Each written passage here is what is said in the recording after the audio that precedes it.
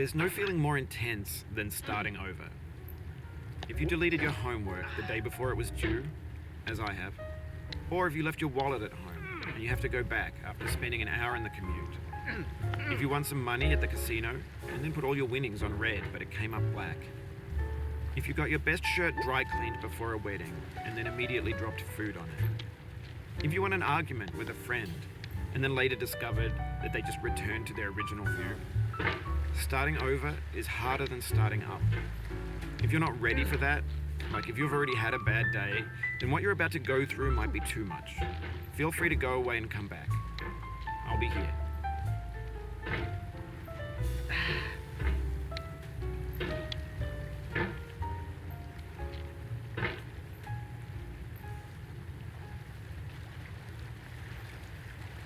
Alright, thanks for coming with me on this trip. I'll understand if you have to take a break at any point. Just find a safe place to stop and quit the game. And don't worry, I'll save your progress, always, even your mistakes.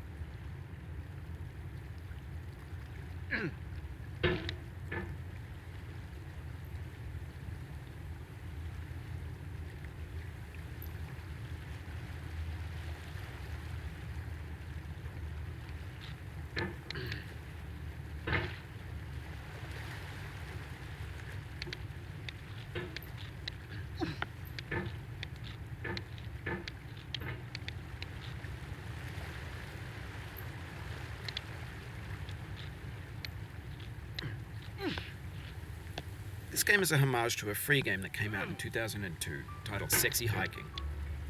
The author of that game was Jazuo, a mysterious Czech designer who was known at the time as the father of B games. And B games are rough assemblages of found objects. Designers slap them together very quickly and freely, and they're often too rough and unfriendly to gain much of a following. They're built more for the joy of building them than as polished products.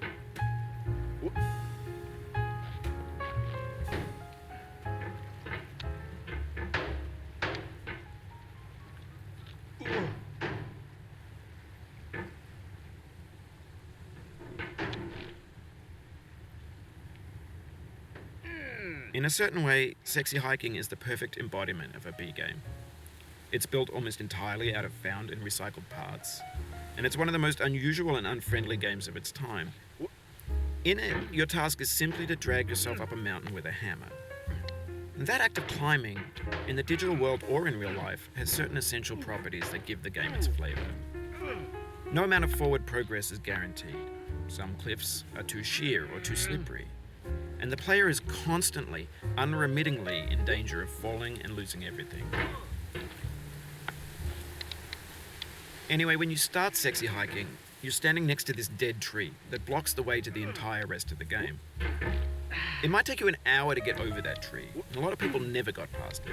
You prod and you poke at it, exploring the limits of your reach and your strength, trying to find a way up and over. And there's a sense of truth in that lack of compromise.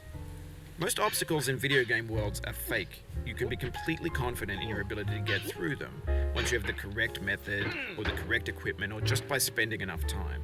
In that sense, every pixelated obstacle in Sexy Hiking is real. The obstacles in Sexy Hiking are unyielding, and that makes the game uniquely frustrating. But I'm not sure Jazzuo intended to make a frustrating game.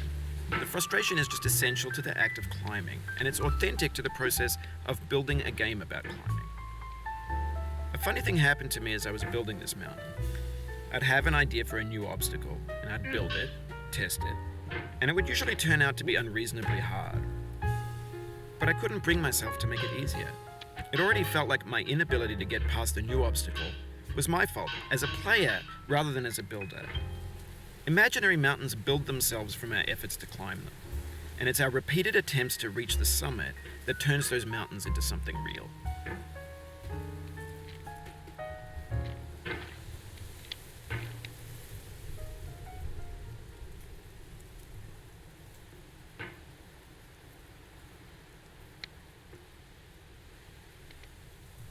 When you're building a video game world, you're building with ideas. And that can be like working with quickset cement. You mold your ideas into a certain shape that can be played with, and in the process of playing with them, they begin to harden and set until they're immutable, like rock. And at that point, you can't change the world, not without breaking it into pieces and starting fresh with new ideas.